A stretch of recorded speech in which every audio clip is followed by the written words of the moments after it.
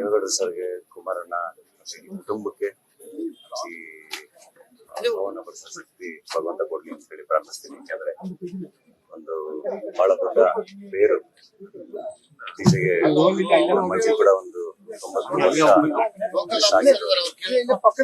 ಆ ತರದ್ದು ಬೇರುಗಳು ಉಳಿದಾಗ ಅದು ಎಷ್ಟು ಕಷ್ಟ ಅದನ್ನ ತಗೊಳ್ಳೋದು ಅಂತ ನಮ್ಗೆ ಗೊತ್ತು. ಹಂಗೆ ನೂರಾರು ಮಕ್ಕಳನ್ನ ಚೆನ್ನಾಗಿ ಬೆಳೆಸಿದಂತ ತಾಯಿ ಶಾಂತಿ ಸಿಗ್ಲಿ, ಈ ಕುಟುಂಬಕ್ಕೆ ಬಡಿಸೋ ಶಕ್ತಿ ದೇವ್ರು ಕೊಡ್ಲಿ ಅಂತ ಹೇಳಿ ಪ್ರಾರ್ಥಿಸ್ತೀನಿ. ದಂಪತಿಗಳು ಹೇಗಿರ್ಬೇಕು ಅಂತ ಈ ದಂಪತಿಗಳನ್ನು ನೋಡಿದ್ರೆ ನಮ್ಮೆಲ್ಲರಿಗೂ ಸ್ಫೂರ್ತಿ ಆಗುತ್ತೆ. ಎಲ್ರಿಗೂ ಬಹಳ ಆದರ್ಶವಾದಂತ ದಂಪತಿಗಳು. ಪ್ರತಿ ಹಂತದಲ್ಲೂ ಒಬ್ಬರಿಗೊಬ್ಬರು ಆ ಪ್ರೀತಿಯಲ್ಲಿ ಕೊರತೆ ಇದ್ದು ಅನ್ಯೋನ್ಯವಾಗಿ ಬದುಕಿ ಬಾಳದಂತ ಅದ್ಭುತವಾದ ದಾಂಪತ್ಯ ಬದುಕು ಅಮ್ಮ ಅವ್ರದ್ದು. ಒಬ್ಬ ವ್ಯಕ್ತಿ ಎತ್ತರಕ್ಕೆ ಬೆಳೆದ ಹಾಗೆ ಅವನಿಗೆ ಅಹಂಕಾರ, ಗರ್ವ ಎಲ್ಲ ಬರೋ ಸಹಜ. ಆದ್ರೆ ಅಮ್ಮ ಮನೆಯಲ್ಲಿ ಎಲ್ಲವನ್ನೂ ಕಂಡಿದ್ದಾರೆ. ಮುಖ್ಯಮಂತ್ರಿಗಳು, ಪ್ರಧಾನಮಂತ್ರಿಗಳು, ಆಮೇಲೆ ಸಚಿವರು, ಎಲ್ರೂ ಮನೆಯಲ್ಲಿ ಇದ್ರು ಕೂಡ ಅಷ್ಟು ಸರಳವಾಗಿದ್ದಂತ ಮಾತೆ ಆ ತಾಯಿ.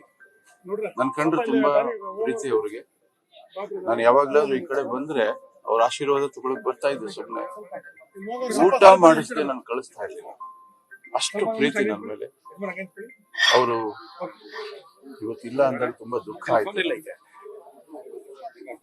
ಆ ತಾಯಿ ಆತ್ಮಕ್ಕೆ ಶಾಂತಿ ಸಿಗ್ಲಿ. ಆ ರೀತಿಯ ಬದುಕು ಈ ದೇಶದ ಎಲ್ಲ ಹೆಣ್ಣು ಮಕ್ಕಳು ಬದುಕಬೇಕು ಅನ್ನೋದು ನನ್ನ ಆಸೆ.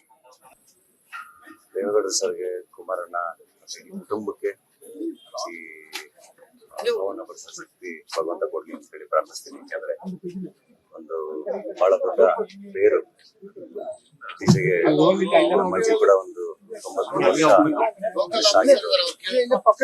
ಆ ತರದ್ದು ಬೇರುಗಳು ಉಳಿದಾಗ ಅದು ಎಷ್ಟು ಕಷ್ಟ ಅದನ್ನ ತಗೊಳ್ಳೋದು ಅಂತ ನಮ್ಗೆ ಗೊತ್ತು. ಹಂಗೆ ನೂರಾರು ಮಕ್ಕಳನ್ನ ಚೆನ್ನಾಗಿ ಬೆಳೆಸಿದಂತ ತಾಯಿ ಶಾಂತಿ ಸಿಗ್ಲಿ, ಈ ಕುಟುಂಬಕ್ಕೆ ಬಡಿಸೋ ಶಕ್ತಿ ದೇವ್ರು ಕೊಡ್ಲಿ ಅಂತ ಹೇಳಿ ಪ್ರಾರ್ಥಿಸ್ತೀನಿ. ದಂಪತಿಗಳು ಹೇಗಿರ್ಬೇಕು ಅಂತ ಈ ದಂಪತಿಗಳನ್ನು ನೋಡಿದ್ರೆ ನಮ್ಮೆಲ್ಲರಿಗೂ ಸ್ಫೂರ್ತಿ ಆಗುತ್ತೆ. ಎಲ್ರಿಗೂ ಬಹಳ ಆದರ್ಶವಾದಂತ ದಂಪತಿಗಳು. ಪ್ರತಿ ಹಂತದಲ್ಲೂ ಒಬ್ಬರಿಗೊಬ್ಬರು ಆ ಪ್ರೀತಿಯಲ್ಲಿ ಕೊರತೆ ಇದ್ದು ಅನ್ಯೋನ್ಯವಾಗಿ ಬದುಕಿ ಬಾಳದಂತ ಅದ್ಭುತವಾದ ದಾಂಪತ್ಯ ಬದುಕು ಅಮ್ಮ ಅವ್ರದ್ದು. ಒಬ್ಬ ವ್ಯಕ್ತಿ ಎತ್ತರಕ್ಕೆ ಬೆಳೆದ ಹಾಗೆ ಅವನಿಗೆ ಅಹಂಕಾರ, ಗರ್ವ ಎಲ್ಲ ಬರೋ ಸಹಜ.